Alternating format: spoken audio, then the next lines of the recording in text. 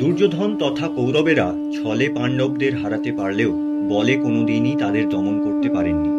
তাই যখন উভয় পক্ষের মধ্যে যুদ্ধের ঘোষণা হয় তখন রীতিমতো ধৃতরাষ্ট্র এবং দুর্যোধন সহ তার 100 পুত্রের মনেই ভয় এবং আতঙ্কের সূচনা ঘটে। পাণ্ডব পক্ষের সৈন্যদল কৌরব পক্ষের তুলনায় স্বল্প হলেও তা ছিল দৃঢ় এবং বিশিষ্ট মহারথীদের দ্বারা পরিপূর্ণ। অর্জুন ছিলেন আর্যাবর্তের শ্রেষ্ঠ ধনুর্ধর এবং দিগ্বিজয়ী।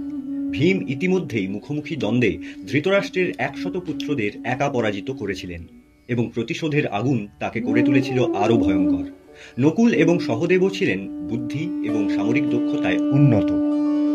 পাণ্ডব পক্ষের যোদ্ধাগণ তথা ধৃষ্টদ্যুম্ন, যুযুধান, বিরাট, দ্রুপদ, অভিমন্যু, ধৃষ্টকেতু, শৈব্য ইত্যাদিদের সম্পূর্ণ আনুগত্য ছিল পাণ্ডবদের প্রতি। সকলের সম্মিলিত বলে পাণ্ডব পক্ষ দুর্যোধনের সম্মুখে হয়ে উঠেছিল এক ভয়ঙ্কর প্রতিদ্বন্দ্বিতার স্বরূপ, এবং এইবার পাণ্ডবদের সাথে ছিল শ্রীকৃষ্ণের তীক্ষ্ণ বুদ্ধি এবং রণকৌশল। দুর্যোধন জানতেন যে তিনি এবং তার মাতুল শকুনি যত বড়ই কূটনীতিবিদ হন না কেন, শ্রীকৃষ্ণের বুদ্ধির সামনে তাদের সমস্ত ছলই ছিল বিফল। পাণ্ডব পক্ষের বলের সাথে শ্রীকৃষ্ণের বুদ্ধির এই ঐক্য যে কৌরব পক্ষের সকল মহারথীদের সম্মিলিত বলকে পরাভূত করার ক্ষমতা রাখত, তা দুর্যোধন ভালোমতোই বুঝতে পেরেছিলেন। অপরদিকে কৌরব পক্ষের সৈন্যদল দেখতে বিশাল এবং অপরাজেয় বলে মনে হলেও তার অভ্যন্তর ছিল দুর্বল। পূর্বেই আমরা জেনেছি যে কৌরব পক্ষের অধিকাংশ যোদ্ধা দুর্যোধনের প্রতি অনুগত ছিলেন না। তারা ব্যক্তিগত দায়বদ্ধতার কারণে কৌরব পক্ষে যোগদান করেছিলেন।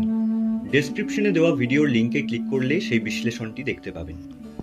তাছাড়াও কৌরব পক্ষে যোগদান করার আগে ভীষ্ম দুর্যোধনকে জানিয়ে দিয়েছিলেন যে তিনি যুদ্ধে পাণ্ডুর একটি পুত্রকেও হত্যা করবেন না। পঞ্চপাণ্ডব এবং বিশেষ করে অর্জুনের প্রতি দ্রোণের স্নেহ যাতে যুদ্ধক্ষেত্রে তার মানসিক দুর্বলতার কারণ না হয়ে পড়ে, সেই বিষয়েও দুর্যোধন চিন্তিত ছিলেন।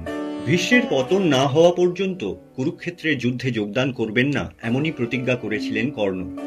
ভীষ্ম অজেয় হলেও বার্ধক্যের কারণে তার প্রতাপে কোনো ত্রুটি এসেছে কিনা সেই বিষয়েও দুর্যোধনের যথেষ্ট সংশয় ছিল। দুর্যোধন জানতেন আর্যাবর্তের প্রত্যেকটি শুভাকাঙ্ক্ষী মানুষ যুধিষ্ঠিরকেই হস্তিনাপুরের রাজা হিসেবে দেখতে চান। এমনকি ভীষ্ম এবং দ্রোণ, যারা যুদ্ধে কৌরব সৈন্য দলের মূল স্তম্ভ ছিলেন, তাদেরও মনস্কামনা তাই ছিল। জীবনের সবথেকে বড় এবং গুরুত্বপূর্ণ যুদ্ধে দুর্যোধন প্রয়োজনীয় আশীর্বাদ এবং শুভকামনার ঘাটতিও অনুভব করেছিলেন। তাই দূর থেকে কৌরব পক্ষকে এক দৃঢ় মহীরুহের মতো মনে হলেও দুর্যোধন জানতেন তা ছিল ভেতর থেকে সারশূন্য, যা ছোট অথচ নিরেট কুড়ুলের মতো পাণ্ডব পক্ষের আঘাতে সহজেই ভেঙে পড়তে পারে।